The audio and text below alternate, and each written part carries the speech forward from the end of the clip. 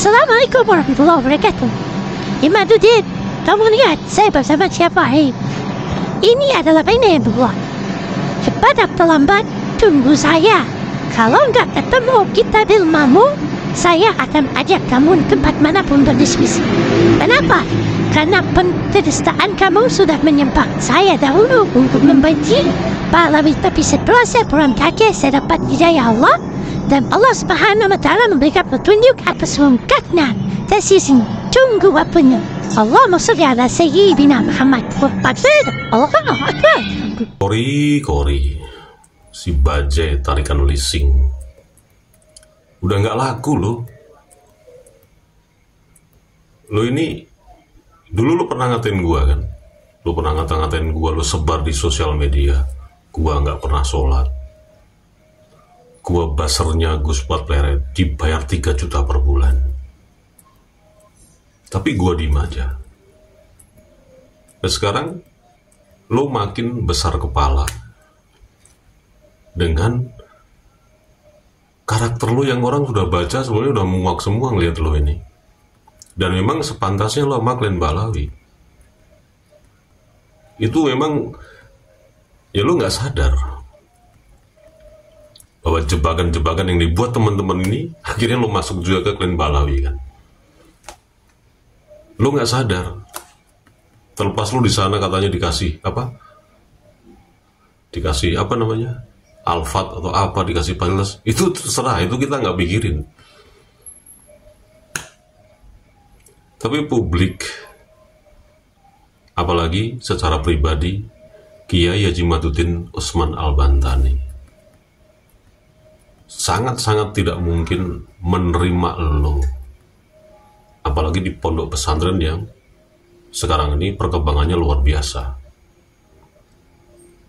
Kiai Haji Madudin Usman Al-Bantani yang sementara orang, khususnya ke Balawi ini ya, penilaiannya seperti itu hoax semua.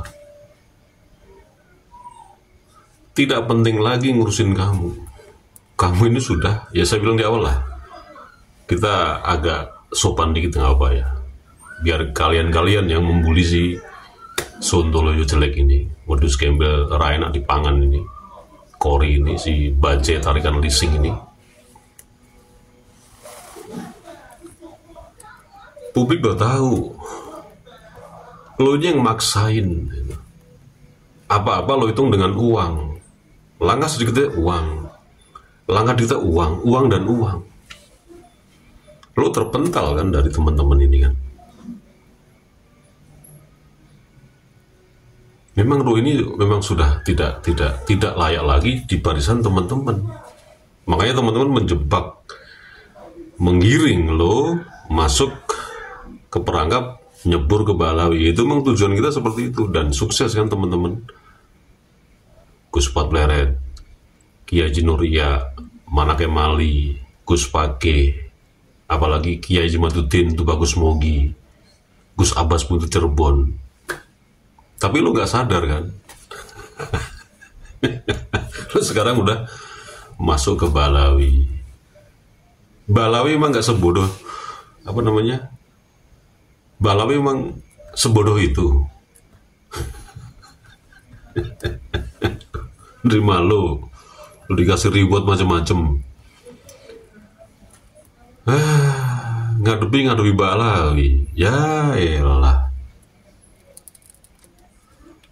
Tapi lihat aja nanti seperti apa. Udah nggak zamannya lagi diskusi, menentang debat, trek benjret. Eranya bukan itu lagi. Sekarang ini eranya bagaimana Glenn Balawi pulang, kita usir dari bumi Nusantara ini. Itu eranya seperti itu sekarang ini. Wah, ini beraninya cuman membacot doang. Beraninya cuman keras di sosial media. Loh, kita memang tidak punya karakter seperti Balawi, main nantang. Ayo kalau bisa keluar lu. Kalau enggak persekusi. Itu aja kan. Tapi yang dipersekusi tentu saja mereka-mereka yang lemah. Mohon maaf ya, tidak semua orang tuh siap. untuk perang beneran di alam nyata. Contoh kecil persekusi klan Ba'alawi yang targetnya itu pasti orang-orang hanya ya orang-orang yang nggak ngerti strategi perang, apalagi polanya dulu ya itu membawa beberapa oknum kepolisian, membawa oknum dari TNI untuk lebih menguatkan bahwa mereka ini memang benar-benar ditakuti. Dulu, sekarang ya nggak bisa lah. Eranya udah berubah lagi kan. Dan polanya pasti target yang dipersekusi oleh Ba'alawi, ya kita-kita ini, teman-teman yang di lapangan yang lemah-lemah itu. Bukan lemah dalam pengertian mereka nggak ngerti apa-apa, tapi memang jiwa mereka bukan jiwa petarung. Itu yang disasar oleh klan Ba'alawi. Dia udah berhitung nih, seperti Mbah Mono kemarin, ya kan? Mohon maaf, Mbah Mono bukan apa ya, di dalam dirinya tuh bukan seorang survival gitu loh, bukan seorang fighter juga, bukan. Makanya yang disasar seperti itu. Mau nyasar gua, mau mempersekusi gua nggak sok keras di sosial media. Gua bicara menggunakan data, menggunakan jejak digital yang ada, yang terkait dengan apa yang saya bicarakan. Bukan saya nggak berani di alam nyata, tapi saya tidak punya jiwa menantang. Apalagi yang saya tantang ini sama-sama orang Nusantara yang orang tuanya, nenek moyangnya itu benar-benar orang Nusantara. Karena ini konteksnya kan benar-benar membela para pribumi. Meskipun dikata-katain sok pribumi, ya biarin aja, itu kan omongan remeh-temeh. Yang kita lawan habis-habisan tuh pendatang, khususnya klan Ba'alawi keturunan Hadramut Yaman. Itu titik. Kalau nantang mereka itu gampang, tapi yang datang bukan mereka, yang datang teman-teman kita sendiri. Ya dari ormas inilah, ormas itulah, bagi FPI ya. Bukan kita nggak berani. Kita punya perhitungan khusus, punya strategi khusus. Kenapa sampai hari ini PWI, LSM dibentuk oleh Gus Abbas Buntut Cirebon yang sudah tersebar di semua wilayah, itu dikasih bekal khusus. Bukan seperti kayak mereka nantang-nantang imam beruknya ngomong gitu terus mereka terhasut perang. Enggak, kita nggak seperti itu, karakter kita nggak seperti itu. Kita yang jelas bukan radikalis, bukan seperti mereka, bukan sumbu pendek, bukan otak cupet, bukan. Kecuali memang udah kepepet di alam nyata, mereka mencoba mengganggu.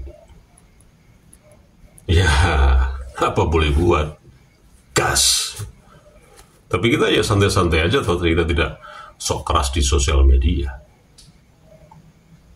Karena itu bukan karakter kita. Kita tidak dibekali oleh para kiai kita, khususnya kiai ulama-ulama Nusantara itu dibekali hal seperti itu. Ya biarin aja kita dikatakan, wah nggak laki-laki, wah banci, wah macam-macam. Ya biarin aja. Mending lo bully seperti itu. Karena yang jelas, yang kita hitung tuh sebuah strategi dengan perhitung-hitungan, dengan analisa. Ini seperti apa lawan ini, dan seterusnya.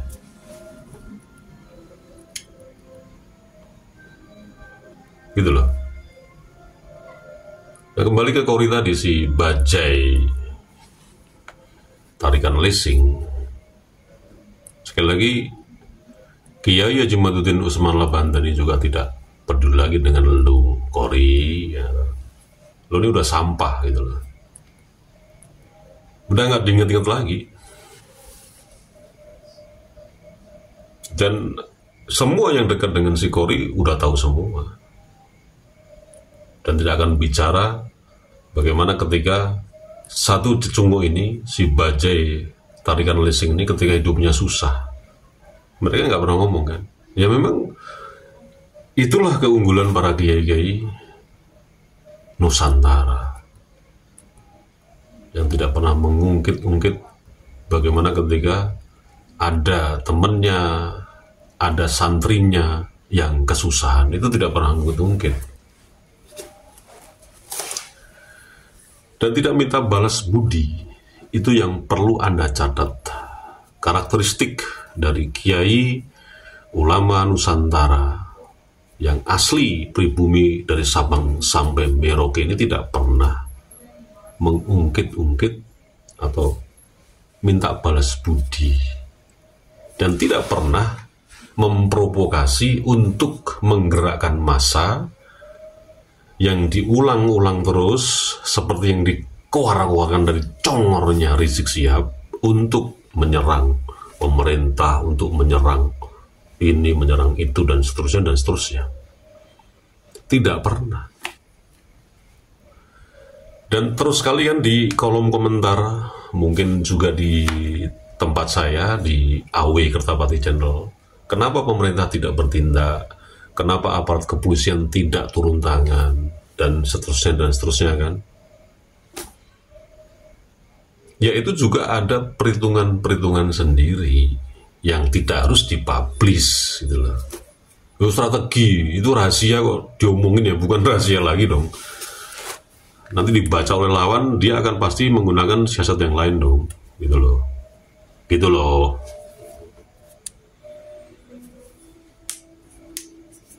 Nah, itu dia. Nantang goblok. Kori, Bajai tarikan leasing. Wassalamualaikum warahmatullahi wabarakatuh.